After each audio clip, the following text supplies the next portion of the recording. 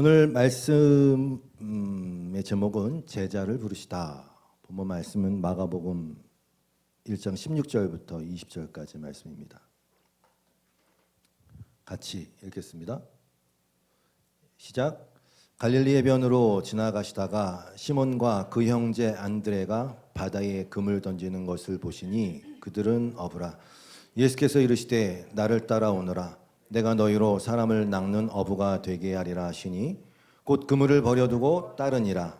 조금 더 가시다가 세베대의 아들 야고보와 그 형제 요한을 보시니 그들도 배에 있어 그물을 깁는데 곧 부르시니 그 아버지 세베대를 품꾼들과 함께 배에 버려두고 예수를 따라가니라. 아멘. 자, 말씀을 위해서 잠깐 기도하겠습니다. 하나님 아버지, 주님의 말씀은 살아있고 능력이 있습니다.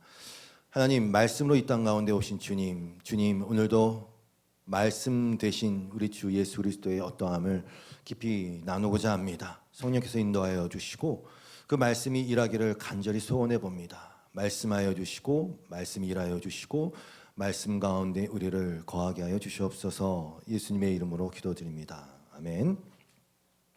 여러분이 아시는 것처럼 예수님께서는 사역의 시작과 동시에 12명의 제자를 세우셨습니다. 제자의 이름을 물어보진 않겠습니다. 옛날에 한참 외웠잖아요. 성경고사 나가려고. 그런데 여러분, 이 사실 앞에서 우리는 꽤 많은 질문을 던질 수가 있습니다. 예를 들자면 왜 제자를 꼭 세워야 하는가? 이런 질문이죠. 이런 질문 던져보셨는지 모르겠어요. 왜 제자를 꼭 세워야 합니까? 우리는 예수님께서 십자가를 지시기 위해서 오신 것을 잘 알고 있습니다. 예수님의 사역은 구속사역이에요. 예수님께서는 십자가를 지시기 위해서 오셨잖아요. 여러분 다 아시잖아요. 그걸 고백하잖아요. 그래서 죄의 결과인 사망과 멸망의 상태인 우리를 대신해서 십자가를 지셨어요. 하나님의 어린 양입니다. 속죄 제물입니다. 우리 주님은 구세주 아닙니까? 구세주. 우리를 구하기 위해서 오셨어요. 그 구원사역의 중심에는 십자가와 부활이라는 큰 역사적 사건이 있죠. 그런데 질문은 이거예요. 왜 그 사역에 십자가의 제자가 필요한가? 십자가를 지시는 일에 있어서 제자들이 한 큰 일이 하나 있어요. 가룟 유다가 예수님을 팔았어요. 아주 중요한 역할을 하긴 했습니다. 그거 하라고 제자를 세운 건 아니지 않습니까? 큰 그림 안에서. 나머지 제자들은 예수님이 붙잡히셨을 때 도망가고 심지어 부인하고 저주했어요. 제자들이 아니어도 예수님의 그 십자가 사역, 우리의 죄를 대신 지는 그 일은 충분히 하실 수 있습니다. 부족함이 없잖아요. 이런 질문을 던지셔야 된단 말이죠. 그리고 왜 12명인가도 질문 던지셔야 돼요. 많은 숫자의 거대 세력을 형성하는 게 그게 무슨 일을 있든 간에 유리하지 않습니까? 그게 상식이잖아요. 세를 과시할 수 있잖아요. 지금도 기독교가 우리나라에 1000만 명이다, 몇백만 명이다, 그거 숫자 따지면서 누가 더 세력을 과시하고 있느냐, 세냐, 이거 하고 있잖아요. 근데 왜 12명입니까? 사실 이 12이라는 숫자 안에 이미 하나님의 일하심의 큰 목적과 방향성이 이미 들어 있어요. 살펴볼 것입니다. 예수님은 당신의 일을 거들어줄 비서 같은 사람이 필요해서 제자를 삼으신 것도 아니에요. 예수님은 제자를 세우실 때 밤새서 기도하셨다고 나오죠. 누가복음 6장 12절 이하예요. 예수께서 기도하러 산으로 가사 밤이 새도록 하나님께 기도하시고 밝음에 그 제자들을 부르사 그들 중에서 12를 택하여 사도라 칭하셨어요. 우리는 흔히 12 제자를 기억하지만 사실은요, 예수님을 따르고 그 가르침을 받고자 한 제자들은 수두룩했어요. 어떤 이유에서건 간에 예수님을 따라간다니까요, 예수님을 추종한다니까요. 믿음과 별개로, 참 믿음과 별개로. 그런데 넓은 의미에서 성경은 그들도 제자라고 취급합니다. 그런데 예수님은 그들 중에 12를 취한 거죠. 그리고 그들에게 사도라 칭하셨어요. 사도는 보내심을 받은 자예요. 사도는 예수 그리스도를 직접 보고 경험하고 그분의 부활을 목도한 사람들을 사도라고 칭하시고 그들을 부르시죠. 그 제자 중에 여러분이 잘 아시는 가룟 유다도 포함이 되어 있습니다. 가룟 유다는요, 잘못 뽑으신 겁니까? 요한복음 때 나눴지만 예수님은 처음부터 하셨어요. 요한복음 6장 64절 이하의 말씀이죠. 그러나 너희 중에 믿지 아니하는 자들이 있느니라 하시니 이는 예수께서 믿지 아니하는 자들이 누구며 자기를 팔 자가 누구인지를 처음부터 아심이로라. 처음부터 아심이로라. 또 이르시되 65절이 중요해요. 또 이르시되 그러므로 전에 너희에게 말하기를 내 아버지께서 오게 하여 주지 아니하시면 누구든지 내게 올 수 없다 하였노라 하시니라. 너무 중요한 말씀이에요. 너무 중요한 말씀이에요. 아버지께서 오게 해주지 않으면 아무도 주님께 갈 수 없습니다. 주님의 말씀이에요. 여러분 정말 중요한 사실 다시 한 가지를 말씀드립니다. 역사 내내 인간은 훌륭하고 멋진 지도자에 대한 로망이 있어요. 지금도 우리는 경험했어요. 누가 더 멋지냐? 누가 더 능력이 있느냐? 메시아, 구원자, 대통령, 왕. 여러분의 눈앞에 너무나 멋지고 능력 있는 사람이 나타나면 끌리겠죠. 본성이에요. 왕을 세우고 싶어요. 예수님 당시에도 수많은 그렇게 많은 제자들, 스스로 예수님을 선택한 제자들, 오, 메시아 같은데, 왕 같은데, 따라갈 만한데 스스로 자기가 선택한, 예수님을 선택한 제자들이 많았어요. 여러분 다들 한똑똑합니다. 그런데 예수님을 따라다니면서 그 말씀을 듣는데 좀 이상한 거예요. 내가 예측하고 기대했던 말씀들이 아닌 거죠. 그 말씀들이 이해되지도 않고 내가 경험했던 것, 내가 세상살이에서 필요하다고 취득했던 그런 것들, 이성, 그 다음에 어떤 자존감 이런 것들 계속 부딪히는 말들을 한단 말이죠. 사실 지금 읽었던 요한복음 6장 64절 65절은 이 상황에서 나온 말씀이에요. 예수님이 가버나움에서 가르치실 때에 이런 말씀하셨거든요. 내 살이 참된 양식이다. 내 피가 참된 음료다. 내가 하늘로부터 온 떡이다. 나를 먹어야 된다. 이런 말씀들을 했거든요. 이게 무슨 얘기입니까? 사실 너무나 중요한 얘기거든요. 너무나 사실 어떻게 보면 철학적이고 핵심적인 진리에 관한 얘기거든요. 왜? 사람은 무엇으로 살 것인가 이거, 사람은 어떻게 살아야 될 것인가 이거, 사람은 진짜 생명을 얻기 위해서는 뭘 해야 되느냐 이거잖아요. 그런데 그 제자 중 많은 사람들이 그 얘기를 듣고는 수근수근 되기 시작합니다. 아, 이거 무슨 얘기야? 너무 어려운데. 아, 누가 그런 거 가르쳐 달라 그랬나? 내가 원하는 얘기를 하라는 것이죠. 이미 자기 안에 예수님을 선택했을 때 자기 안에 그리던 그 메시아상이 매치됐기 때문에 선택한 거겠죠. 그 인간 수준의 선생, 인간 수준의 메시아를 생각하고 있잖아요. 그 틀, 바로 이때 이 말씀을 하신 것입니다. 내 말이 너에게 걸림이 되느냐? 이렇게 말씀하세요. 그리고 나서 66절이죠. 그때부터 그의 제자 중에서 많은 사람이 떠나가고 다시 그와 함께 다니지 않더라.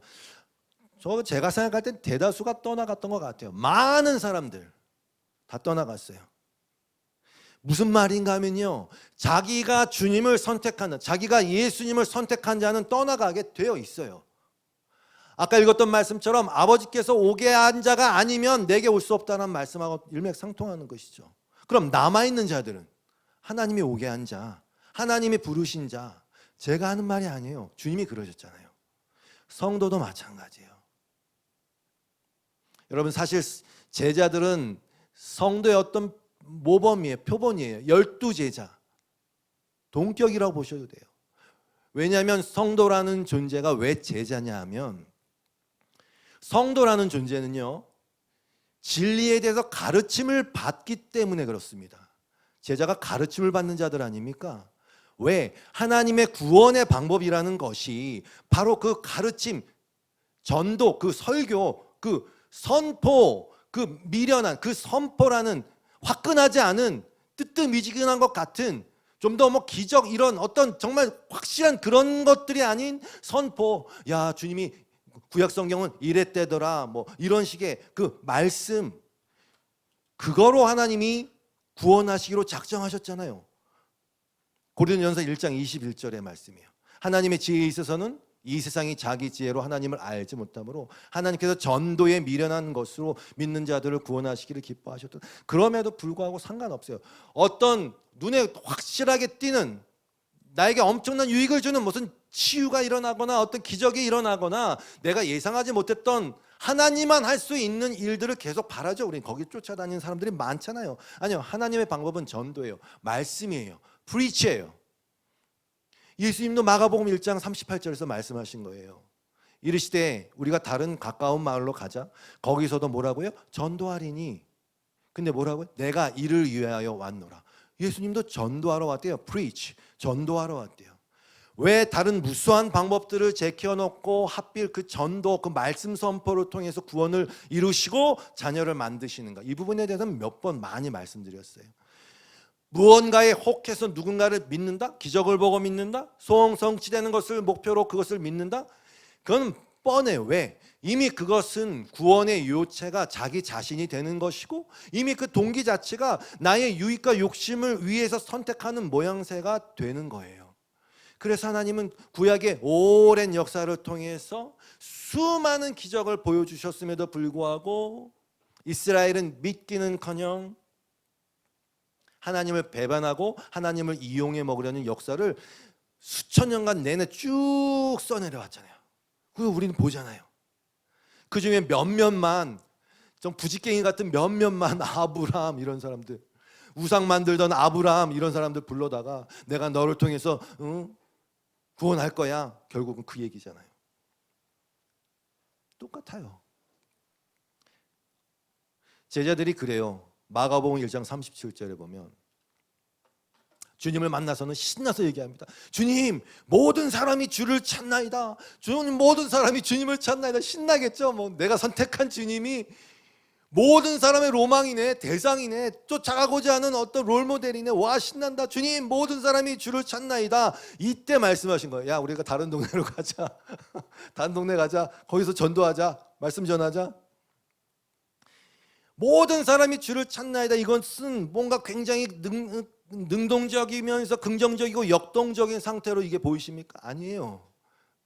밤에 불을 켜놓으면 몰려드는 불나방 같은 거예요. 그래서 예수님이 그러신 거예요. 다른 마을로 가자. 많은 사람이 찾는다고 그것이 옳은 게 절대 아니에요. 특히 하나님의 나라는 더욱더 그렇습니다. 수많은 팔로워가 있다고 해서 그 사람이 옳은 것이 아닌데 우리는 판단을 그렇게 한다니까요. 와, 이렇게 많은 사람의 숫자가 팔로워야? 그러면 이 사람이 얘기하는 건 맞을 거야. 이런 우리의 생각들. 모든 사람이, 여기 표현대로 모든 사람이 주님을 찾는다는 사실은 별 영향가가 없어요. 중요한 것은 하나님이 그 사람을 찾느냐죠. 내가 주님을 찾느냐는 영향가가 없다니까요. 하나님이 그 사람을 찾느냐, 하나님이 그 사람을 기억하느냐, 하나님이 그 사람의 이름을 아느냐, 이겁니다. 다시 말씀드립니다. 아버지께서 오게 하지 않으시면, 다시 말해서 자녀로 부르신 자들이 아니면 떠나게 되어 있어요. 양과 염소의 묘, 알곡과 가라지의 묘. 참 받아들이기 어려운 말씀일 수 있어요. 이게 예수님도 동일하게 말씀하셨어요. 요한복음 15장 16절에서 너희가 나를 택한 것이 아니요 내가 너희를 택하여 세우나니. 제자들은 다, 아니 우리는 다 착하다. 내가 봤더니 제일 낫네. 예수님이 제일 낫네. 내가 선택한 거라고 생각하죠. 말씀하시는 거예요. 너희가 나를 택한 거 아니야. 내가 너희를 택하여 세웠다. 그리고서 말씀하세요. 왜? 너희로 가서 열매를 맺게 하고 또 너희 열매가 항상 있게 하며 내 이름으로 아버지께 무엇을 구하든지 다 받게 하려고 내가 너희를 택한 거야. 여러분, 흔히 종교의 자유라고 그러잖아요. 멋있잖아요. 종교의 자유. 내가 생각하기에 가장 그럴듯한 종교를 내가 선택하는 것 아닙니까? 자유롭게. 물론 여러분, 성도가 성도 되어지는 과정에서, 믿음의 과정에서 마치 내가 선택한 것처럼 보일 수는 있어요. 그건 맞아요. 왜? 사실 그건 내가 선택하는 게 아니라 사실은 하나님의 다가오심과 그 말씀의 다가옴으로 말미암아 내가 어떠한 존재인지를 인정하고 받아들이고 고백하고 응답하는 것인데, 그냥 언뜻 봐서는 내가 선택한 거야 라고 보일 수는 있어요. 그러나 착각하면 안 돼요. 다시 말씀드립니다. 그건 그냥 인정하는 거고 받아들이는 거고 안기는 거고 응답하는 거예요. 그게 회개예요. 회개, 돌이키는 거예요.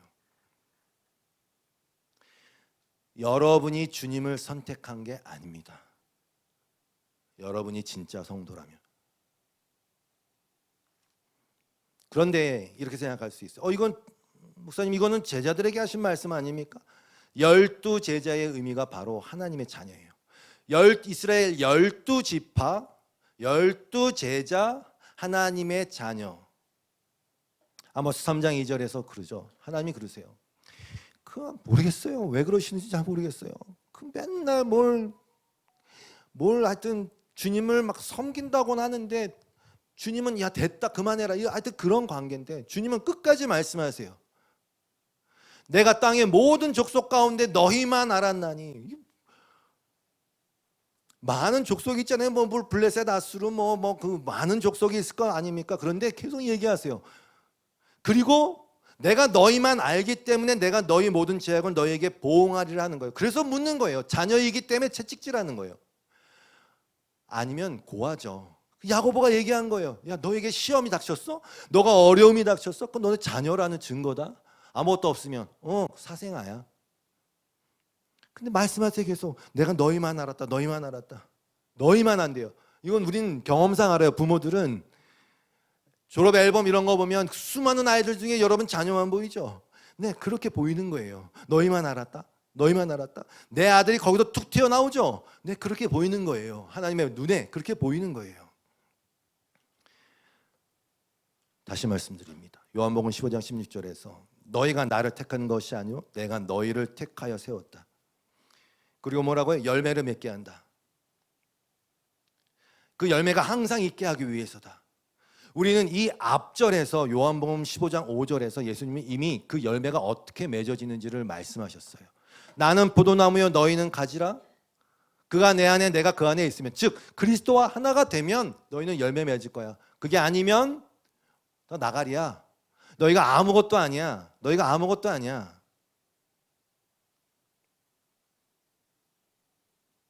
바로 이 상태. 바로 이 상태. 너희가 내 안에 내가 너희 안에, 이 성도의 상태예요. 하나님 앞에 자녀로 선 상태예요. 지난 시간도 말씀드렸지만 하나님은 사실은 하나님의 거룩과 하나님의 어떠하심에 따라서 하나님은 예수님만 받아들일 수 있어요. 견딜 수 없다고 말씀드렸잖아요. 아무것도 그분 앞에 견딜 수가 없어요. 그런데 우리가 그 예수 그리스도 안에 있음으로 말미암아 하나님이 우리를 어떻게 보신다고요? 그냥 예수로. 그래서 그 예수가 누리는 특권을 우리가 다 받아 누리는 게 그 열매예요. 그리고 이미 답은 나와 있어요. 아버지라는 단어 안에서. 15장 6절, 16절이죠. 아버지께 무엇을 구하든지 다 받게 하려 함이라. 그러니까 아버지가 말하는 것은 우리를 제자라는 방식을 통해서 결국은 아들로 삼으시려는 것이 목적이라는 게 다 드러난 거예요. 자녀, 아들. 우리가 제자인 이유는, 제자가 돼야 하는 이유는 그 하나님의 구원의 방식 가운데에 반드시 그 말씀으로 가르침을 받아서, 진리로 가르침을 받아서 그게 내 안에 들어와야 하니까. 말씀을 먹어야 하는 제자여야 그가 진짜 아들이 돼요. 그래서 제자예요. 바울은 이것을 로마서 8장 28절 이하에서 이렇게 설명했어요. 우리가 알거니와 하나님을 사랑하는 자 곧 그 뜻대로 부르심을 입은 자들에게는 모든 것이 합력하여 선을 이룬다. 모든 것이 합력하여 선을 이룰 선은 하나밖에 없어요. 여러분과 저의 상황과 환경이 모두 다르고 이 세상에 60억의 인구의 아니에요. 60억은 안 되겠죠. 하여튼 주님을 믿고 따르는 자들이 몇 명인지 모르겠지만 그들이 모든 것이 그들의 인생에서 합력하여 선을 이루는 건 그 열매밖에 없어요. 아들 되는 거, 아버지께 구하는 모든 것을 받는 그 상태, 그 선을 이뤄가는 거예요. 그렇게 하기 위해서 하나님이 29절 미리 아신 자들 또한 그 아들의 형상을 본받게 하고, 이거는요 예수님처럼 살아가야 돼. 물론 맞아요. 그렇게 열심히 한번 살아보세요. 그것도 맞겠지만 도장을 꾹 찍으면 똑같은 모양이 계속 나오죠. 그 형상, 그리스도의 형상이 여러분 안에 도장으로 꾹 찍혀서 여러분이라는 그 서류를 보면 하나님이 예수군 이렇게 된다는 뜻입니다. 그 형상을 본받게 하기 위하여 미리 정하셨으니, 이는 그런 많은 형제 중에서 맏아들, 예수님이 맏아들이면 우린 누굽니까? 동생들, 즉 하나님의 자녀란 뜻이죠. 그거 되게 하려고 하심이라. 그래서 여러분의 인생 가운데 어떻게 그것이 펼쳐지느냐, 30절, 미리 정하신 그들을 또한 부르시고, 부르신 그들의 우리는 응답하잖아요. 그게 선택처럼 보인다고 말씀드렸잖아요. 부르시고 그들을 또한 의롭다 하시고, 의롭다 하신 그들을 영화롭게 하셨느니라 라는 과정으로 우리의 인생 가운데 나타나게 되어 있어요. 그게 제자를 부르신 이유잖아요. 물론 12제자, 12사도들에게는 특별한 사명이 있어요. 다시 말씀드리지만 그들이 우리 아들들, 하나님의 자녀들의 대표로서, 롤모델로서 어떻게 제자가 되어감을 드러내 나타내 보여주지만, 그들은 정말 예수 그리스도를 직접 보고 그분의 부활을 경험한 사도로서 그분을 전파하는 역할을 맡은 자들도 또한 중요한 이유입니다. 자, 넘어갑니다. 이제 그 제자가 만들어지는 과정을 설명드리겠습니다. 여러분이 주님의 제자라면 관심을 갖고 한번 집중해 들으셔야 되겠어요. 그래야 내 인생이 또 한번 이해가 되실 테니까. 오늘 본문에서 예수님이 그러셨어요. 나를 따라오너라. 내가 너희를 사람을 낚는 어부가 되게 하겠다고 했어요. 나를 따라오너라 그랬어요. 나를 따라오너라. 근데 나를 따라오려면이라는 말씀도 주님이 하셨잖아요. 나를 따라오려면, 나를 따라오면 사람을 낚는 어부가 되게 할 텐데, 나를 따라오려면 자기를 부인하고 자기 십자가를 지고 나를 따를 것이니라. 이 두 가지를 매치시켜야 돼요. 이 34절의 말씀이 어떤 상황에서 나온 말씀인가요? 그 앞을 조금 넘어갑니다. 31절입니다. 이제 마지막 사역의 마지막 즈음에 예수님이 말씀하셨어요. 인자가 많은 고난을 받고 장로들과 대제사장들과 서기관들에게 버림받아 죽임을 당하고 사흘 만에 살아나야 할 것을 비로소 그들에게 가르치되, 무슨 얘기냐 하면 복음의 핵심인 십자가와 부활, 예수님이 그걸 말씀하신 거예요. 십자가와 부활. 사도도 그걸 전한 거예요. 십자가와 부활 드러내놓고 이 말씀을 하시니, 베드로가 어떻게 했습니까? 베드로가 예수를 붙들어 항변하, 예수를 붙잡고 항변하다가 뭐라고요? 꾸짖는 거, 막 애끼, 이 사람아 그거 하면 되겠어? 그렇게 하면 되겠어? 왜 이런 말을 하냐면, 내가 예수님을 선택했다고 계속 생각하니까, 내가 당신을 선택했는데 당신이 지금 무슨 짓을 하는 거냐? 항변하고 꾸짖는 거예요. 예수께서 돌이키사 제자들을 보시며 베드로를 꾸짖어 이르되, 사탄아 내 뒤로 물러가라. 여러분, 사탄이라는 존재가 베드로 위에 이렇게 앉아 있는 게 아니라 베드로를 향하여 말씀하셨잖아요. 베드로를 꾸짖어, 사탄아 내 뒤로 물러가라. 네가 하나님의 일을 생각하지 아니하고 도리어 사람의 일을 생각하는도다 하시고, 이때 하신 말씀이에요. 나를 따라오려는 거야? 나를 따라와야 내가 너희를 사람 낚는 어부로 만들 건데, 그래 나를 따라오려는 거야? 그래 그럼 너희는 자기를 부인하고 자기 십자가를 져야 돼. 무슨 얘기입니까? 나를 따라온다고? 그럼 너 자신은 완전히 삭제되는 거야. 십자가, 죽음, 부인 없어지는 거. 그러한 존재라는 것을 반드시 아는 일이 따라올 거야 라는 뜻입니다. 이 과정을 밟게 되어 있어요. 여러분은 사탄을 어디서 찾는지 잘 모르겠어요. 아무리 사탄아 사탄아 물러가라 해보세요. 내가 사탄인데. 사탄아 사탄아 물러가라 해보세요. 내가 사탄이, 베드로가 사탄이라니까요. 사탄아 물러가라 아무리 해보세요. 구원은 거기서 일어나는 게 아니에요. 그리고 그 사탄의 특징은 단순 명료합니다. 어떻게? 하나님의 일을 생각하지 않고 그냥 도리어 사람의 일을 생각하는 거예요. 우리는 정말 신기한 능력을 가져요. 저를 포함해서 얘기하는 거예요. 마이다스의 손, 신기한 능력을 가져요. 어떻게? 하나님의 일을 사람의 일로 자꾸 둔갑시키는 놀라운 능력을 갖고 있어요. 우리는 그게 하나님 뭐 찬양이든 섬김이든 기도든 뭐든 상관없어요. 설교든 상관없어요. 그게 분명히 하나님이 하라고 하신 말씀의 가운데 하나님의 일임에도 불구하고 우리는 어느 순간 그 하나님의 일을 사람의 일로 둔갑시켜요.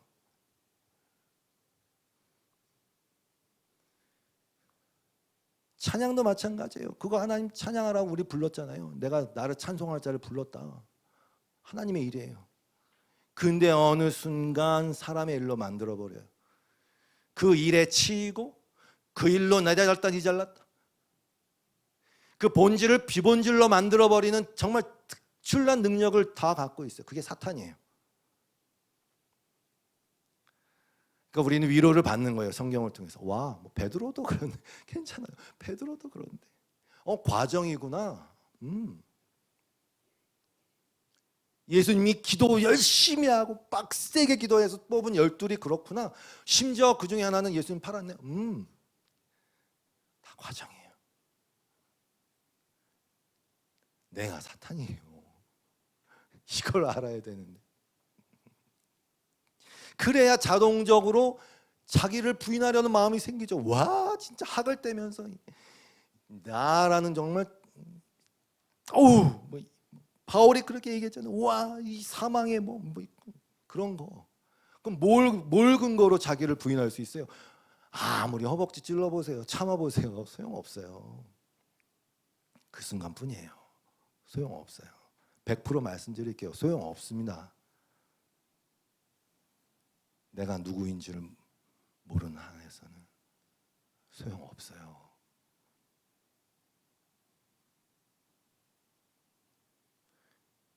그래서 주님 말씀하신 거예요. 너희 여전히 네 눈 안에는 전봇대가 들었는데 남의 눈에는 티끌이 커 보이지? 이렇게. 그래서 판단하고 정죄하고 그러는 거예요. 아무튼 예수님의 십자가 그 사건을 말하는 그 와중에도 제자들은 뭘 하고 있었냐? 누가복음 22장 22절이죠. 인자는 하나님께서 정하신 대로 가지만 인자를 넘겨주는 그 사람에게는 화가 있다. 그럼 뭐 이제 수근수근 되겠죠. 야, 누구야? 그들은 자기들 가운데 이런 일을 할 사람이 누구일까 하고 다 똑같은데 뭘 따져? 자기들 가운데 이런 일을 할 사람이 누구일까 하고 자기들끼리 서로 물었다. 그러면서 제자들 가운데 누구를 가장 큰 사람으로 칠 것이냐 이런 짓거리를 하고 있는 것이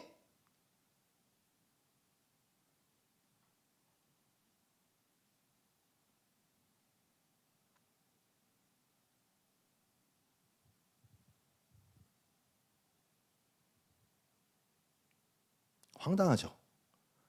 나 이제 십자가 간다. 야, 누가 제일 큰 거야? 사탄이 어디 있어? 여기 있지.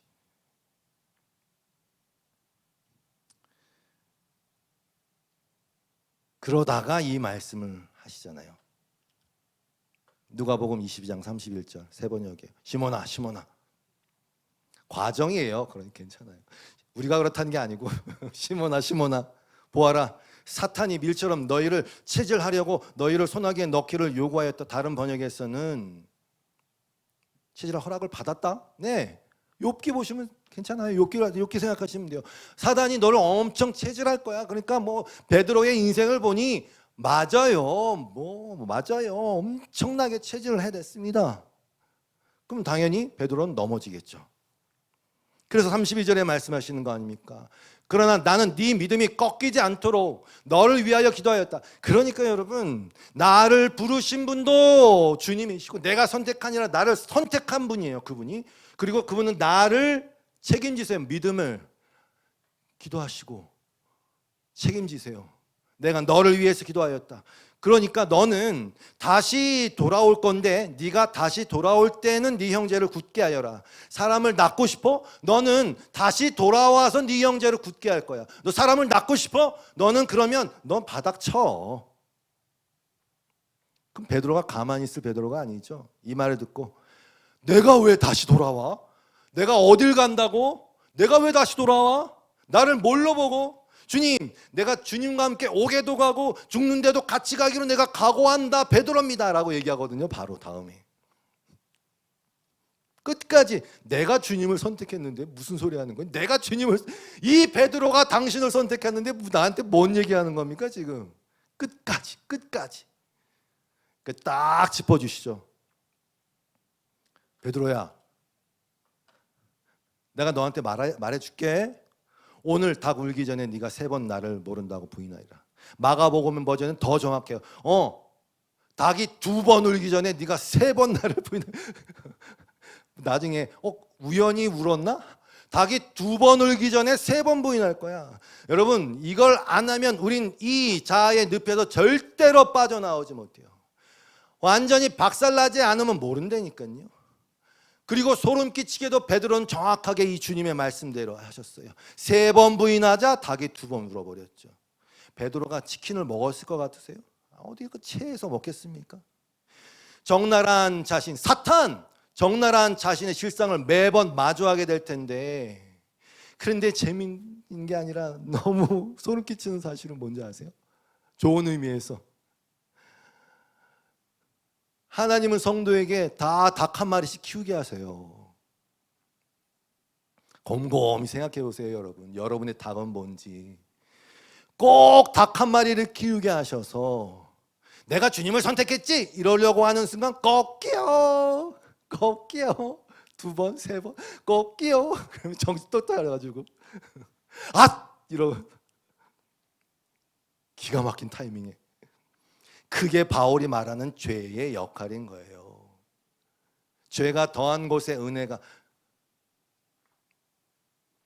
그게 하나님의 사랑의 과정인 거예요. 그래서 괜찮아요. 베드로한테 그렇게 이놈이 사탄아 물러가라, 괜찮아요. 사랑의 과정이에요. 저도 여러분도 괜찮아요. 사랑의 과정이에요. 근데 이게 없으면, 아니 이게 없는 척 하지 말란 말입니다. 이걸 받아들이란 말입니다. 그리고 깨지시란 말입니다. 그리고 통곡하시고 뒹구시고 내 가슴을 치시고 그 가운데서 베드로처럼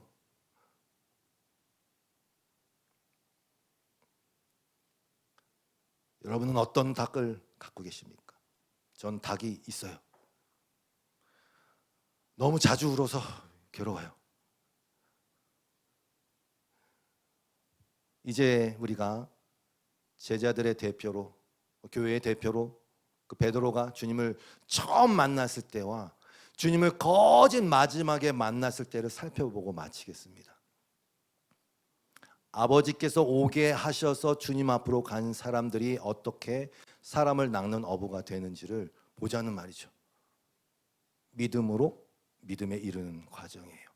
누가복음으로 갑니다. 누가복음 5장 4절 이하에 보면 이제 처음 베드로를 부를 때의 모습이 다른 모습으로 이렇게 그려지고 있어요. 아마도 이른 아침을 지나서 오전 어느 때가 아닐까 싶어요. 주님은 말씀 전하는 것을 마치셨어요. 아마 일찍부터 전하신 것 같아요. 그리고 베드로는 아마도 밤새 고기를 잡았겠죠. 다 허탕쳤어요. 그물을 손질하고 있겠죠. 근데 뭐 말씀을 전하시는 게 그 게네사렛 바닷가니까 하면서 다 들었을 거예요. 그 주님의 말씀의 거의 본질적인 핵심 부분은 이거죠. 회개하라. 하나님 나라가 왔다 이거겠죠. 성경에 그렇게 써 있으니까 회개하라. 근데 그 말씀이 베드로에게 계속 들어갔어요. 쓱 들어갔어요. 말씀이 들어와야 된다니까요. 말씀이 들어갔어요. 쓱. 그런데 갑자기 베드로한테 명령을 하십니다. 완전히 허탕치고 밤새도록 그냥 고생하고 들어온 베드로에게, 야 깊은 데로 가서 그물을 더 내려라. 다시 말씀드립니다. 베드로는 일단 실패자예요. 실패자. 고기를 가득 잡은 상태로 예수님이 야 그물을 던져. 왜요? 그물 좀 많은데요? 이렇게 됐겠죠. 말씀이 씨알도 안 먹혔을 거예요. 여러분, 실패가 말씀이 들어가는 출입구인 건 맞아요. 실패가 말씀이 들어가는 출입구예요. 우리는 안 돼요. 우린 너무 단단해. 기세등등해. 실패가 말씀이 들어가는 출입구예요. 일단 그래요. 근데 예수님의 요구는 불합리해요. 여러분 많이 들어보셨죠? 왜? 예수님은 목수 출신이에요. 전문가가 아니에요. 베드로는 전문가죠. 그물질엔 베드로가 최고죠. 고기 잡는데 최적의 시간도 아니에요. 뭐. 해가 뜨면 고기 안 잡힌대요. 그물을 내리는데 적당한 깊이도 아니에요. 그리고 중요한 사실은 시몬은 이미 다 훑었어요. 어디 다 뻔히 알죠. 어디쯤 고기가 있겠다. 레이더 없어도 돼요. 그냥 뻔히 아니까 다 훑었어요. 이런 불합리함점을 모두 알고 있는 시몬은 전문가답게 예수님 앞에 반박할 수 있었지만 어찌됐건 모르겠어요. 말씀에 의지해서 그분 명령에 순종했어요. 아니면 이건 저희 상상입니다면 대단한 말씀이신데 저분도 실수를 하네. 내가 한번 당신이 실수라는 걸 보여주지 하면서 나가서 또 그물을 던졌을 수도 있어요. 이건 그냥 저희 상상이에요. 저런 분도 틀리는구나. 그럼 나는 내가 맞지 이렇게 될 수도 있겠죠. 아무튼 여러분도 알다시피 우리는 얼추 다 인생의 전문가들이에요. 제가 이렇게 산에 다니다 보면 어르신들 이렇게 다 대통령이고 다 의사더라고요. 근데 그게 함정이에요. 내 경륜과 지식과 인생의 노하우는 구원에 아무런 영향을 주지 못합니다. 아니 오히려 그게 굳건할수록 견고한 진이 돼서 여러분을 저를 가두어 버립니다. 그래서 실패의 상태에서 뭔가 일을 진행하세요. 실패와 좌절의 경험 그리고 말씀이 들어가. 실패와 좌절의 경험 그리고 말씀이 들어가. 그렇게 해서 베드로가 던졌어요. 고기를 엄청나게 잡혔어요. 근데 중요한 사실은 그 그물이 찢어졌다는 겁니다. 배는 잠기게 되었다는 것입니다. 찢어진 그물. 그리고요, 베드로의 반응은 뭐냐면 두려움이었어요. 다들 놀라고 무서워했어요. 이게 도대체 무슨 일이야? 베드로는 엎드러졌어요. 그리고 고백합니다. 뭐라고요? 나는 죄인이니까 나를 떠나소서. 멋진 고백 같죠? 나는 죄인이니까 나를 떠나소서. 근데 여러분 아시잖아요. 주님은 죄인을 부르러 오셨단 말이죠. 그러니까 원래는 이렇게 해야 돼요. 나는 죄인입니다. 나를 붙드소서. 이렇게 돼야 돼. 세리처럼 나는 죄인입니다. 나를 붙드소서. 나를 불쌍히 여겨주소서. 그러네. 나는 죄인인데 아직 제가 좀 덜 된 것 같아요. 제가 좀 된 다음에 교회 나올게요. 나를 떠나세요. 주님, 제가 조금 주님의 발끝이라도 따라간 이후에 내가 나올게요. 나를 떠나세요. 아직 자기가 시퍼렇게 살아있다는 뜻입니다. 우리가 이거 율법 앞에서 로마서에 나와 있는 것처럼 그 율법 앞에서 두려움을 느끼고 그러나 나의 죄인됨을 깨달을 수는 있어요. 그러나 거기서 머무르면 안 돼요. 주님이 그러시잖아요. 뭐라 그럽니까? 베드로야, 무서워하지 마. 무서워하지 마. 사랑은 두려움을 내어 쫓는 것입니다. 무서워하지 마. 너 자신에 갇혀서 아직 그 율법의 상태에서 있지 마. 무서워하지 마. 어떤 기적 때문에 거기에 굴복하고 사랑의 관계가 아닌 그런 관계에서 나를 쫓지 마. 베드로야, 우리가 은혜의 관계로 들어가자. 사랑의 관계로 들어가자. 무서워하지 마. 근데 아직 그렇지 못했어요. 찢어진 그물이에요. 그 상태에선 사람을 낚지 못합니다. 그러나 시작했어요. 버려두고 예수님을 따릅니다. 자, 이제 예수님을 거의 마지막쯤에 본 장면인 다시 그 갈릴리 바다로 가겠습니다. 부활하신 이후의 만남입니다. 요한복음 21장 4절 이하요. 비슷해요. 날이 새어갈 때에 예수께서 바닷가에 서셨으나 제자들이 예수인 줄 알지 못하는지라. 예수께서 이르시되 얘들아 너희에게 고기가 있느냐? 대답하되 없나이다. 비슷하죠. 이르시되 그물을 배 오른편에 던지라. 그리하면 잡으리라 하시니 이에 던졌더니 물고기가 많아 그물을 들 수 없더라. 예수께서 사랑하시는 그 제자가 베드로에게 이르되 주님이시다 하니 시몬 베드로가 벗고 있다가 주님이라는 말을 듣고 겉옷을 두른 후에 바다에 뛰어내리더라. 다른 제자들은 육지에서 거리가 불과 한 50칸쯤 되므로 작은 배를 타고 물고기 든 그물을 끌고 와서 육지에 올라보니 숯불이 있는데 그 위에 생선이 놓였고 떡도 있더라. 예수께서 이르시되 지금 잡은 생선을 좀 가져오라. 아까 뭐라 그랬어요? 그물이 찢어지고 배가 가라앉았어요. 지금은 잡은 생선을 가져오라. 시몬 베드로가 올라가서 그물을 육지에 끌어올리니 가득히 찬 그물, 그 물고기가 뭐라고요? 153마리. 명확하죠. 많으나 그물이 찢어지지 아니하였더라. 그물이 찢어지지 않았어요. 아까는 그물이 찢어졌어요. 지금은 그물이 찢어지지 않았어요. 자, 말씀을 정리할 겁니다.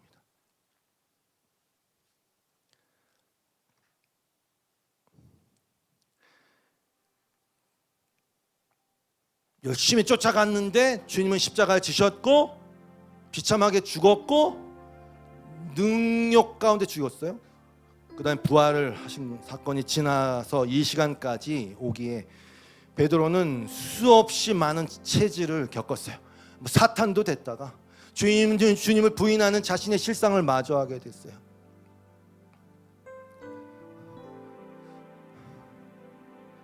어떤 실상? 자기를 부인하지 않으려도 그렇게 하지 않을 수 없는 상태. 지금 제자들은 판박이 같은 상황에 있어요. 밤새 고기를 못 잡고 주님이 또 말씀하시고, 근데 이번에는 오른편에 던지래요. 여러분, 오른쪽에, 성경의 오른쪽은 아들의 자리입니다. 그래서 예수님이 하나님 오른편에 계신 거예요. 오른편에 던져 물고기가 잡혔어요. 그러나 그물이 찢어지지 않았어요. 명확한 숫자를 적어 놓았어요. 다시 말해서 모래 위에 지은 집이 아니란 말입니다. 헛되지 않은 열매를 맺었다는 뜻입니다. 그런데 여러분 생각해 보세요. 바로 이때 베드로가 그 얘기를 했어야 돼요. 주님, 나를 떠나소서. 나는 죄인이고 나는 배신자이고 나는 못된 놈입니다. 바로 이 타이밍에 그 얘기를 했어야 되는데 전혀 다른 상황들이 펼쳐집니다. 저분이 주님이시다라는 말을 듣자마자 그는 바다로 뛰어내려서 마치 50년 만에 만나는 가장 사랑하는 사람을 향해 달려가듯이 주님을 향해 달려갔습니다. 그 이후의 상황을 우린 잘 알고 있어요. 주님이 3번이나 묻잖아요. 네가 나를 사랑하냐? 네가 이 사람들보다 나를 사랑하냐? 그런데 여러분, 이쯤 되면 베드로가 얘기했어야 돼요. 주님, 예전엔 제가 잘 몰랐어요. 제가 주님을 사랑한다고 착각했었나 봅니다.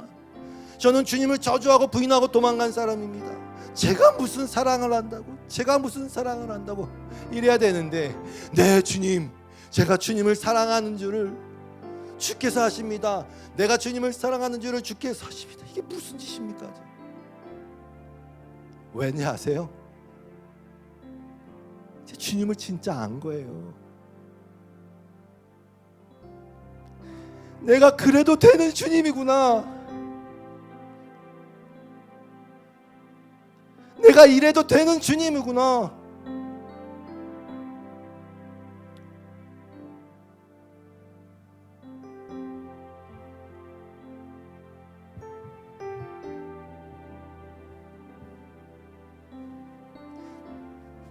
날 정말 사랑하시는 분이구나.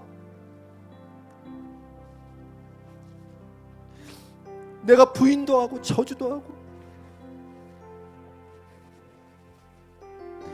나는 변해도 저분은 변하지 않는 분이구나. 제발 좀.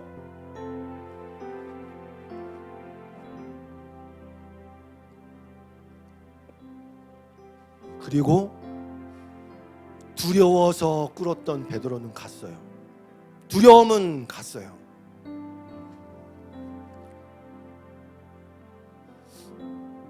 찢어진 그물은 갔어요.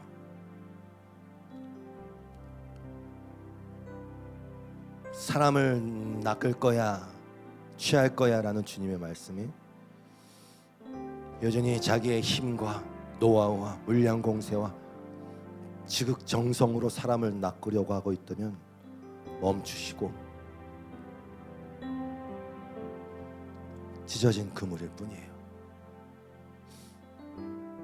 성도 여러분, 여러분의 마음이 찢어져야 그물이 찢어지지 않습니다.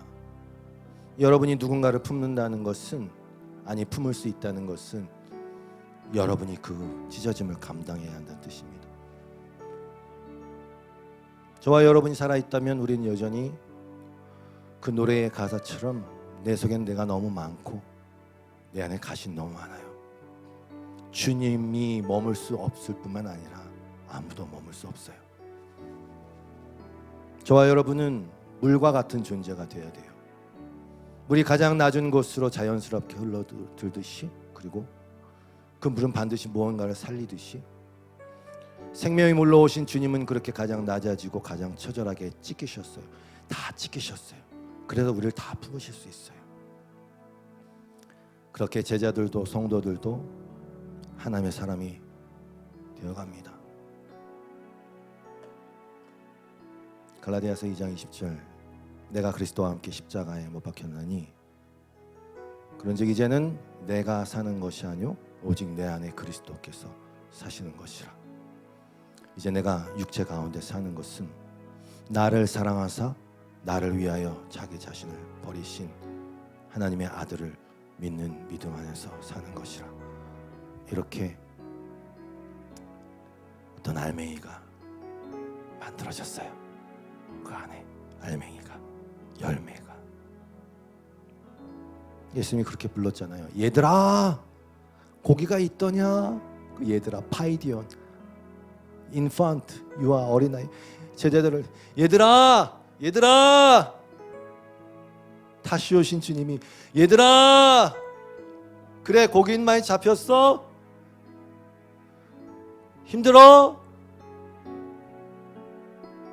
내가 떡하고 고기 구워놨어. 얘들아, 이제 알겠어? 이제 나와 함께 하자. 너희는 내 증인이 될 거야. 그리고 내가 세상 끝날까지 너와 함께 할 거다. 그래서 그들이 그렇게 살다 갔어요. 다, 거의 다 그렇게 죽임을 당하고. 우리 이 찬양을 하고 기도하고 마치겠습니다.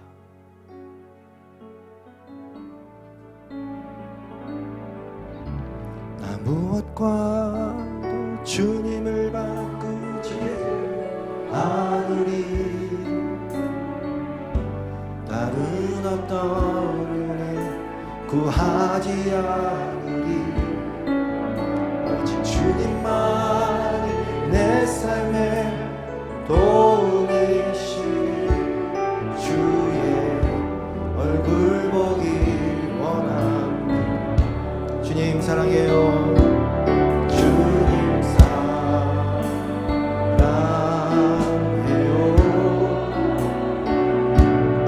온 마음과 정성 다해 하나님의 신실한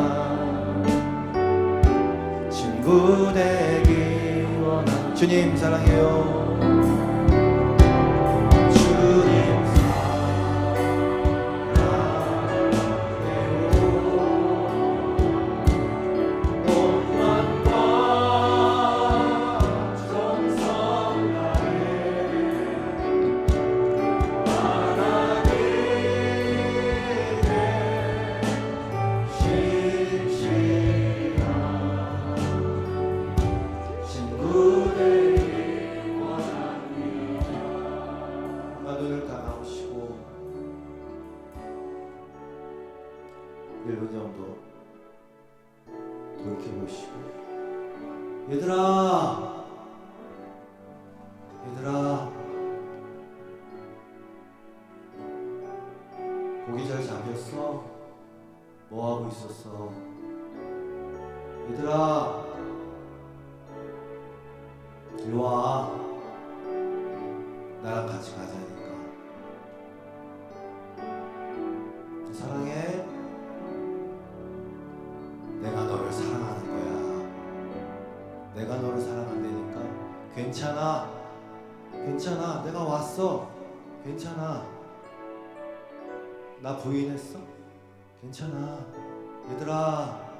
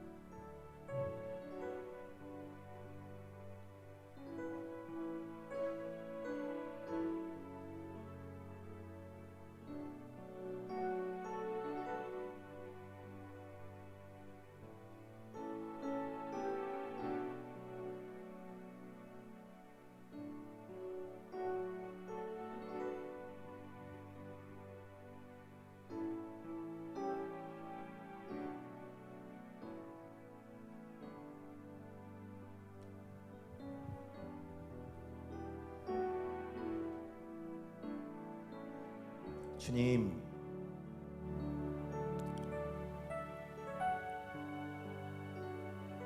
저를 포함한 여기 이 아이들을 안아주십시오. 주님의 아이들, 천국의 아이들, 주님의 자녀들입니다. 이리도 몸부림치고 어떻게든 주님을 따라가고자 이렇게 열심히 그물을 던집니다. 주님, 안아주세요. 주님, 당신의 아이들 안아주세요.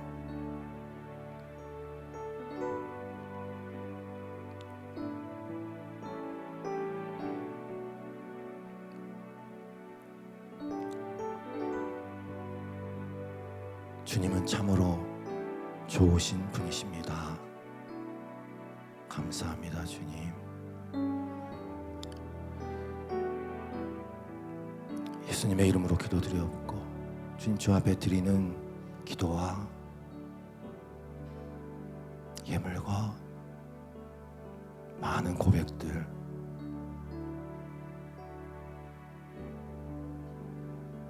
주님은 다 아십니다. 붙드시고 채우시고 응답하시옵소서. 아버지, 예수님의 이름으로 기도드렸고, 이제는 우리 주 예수 그리스도의 놀라우신 은혜와 하나님 아버지의 극진하신 사랑하심과 성령님의 교통하심이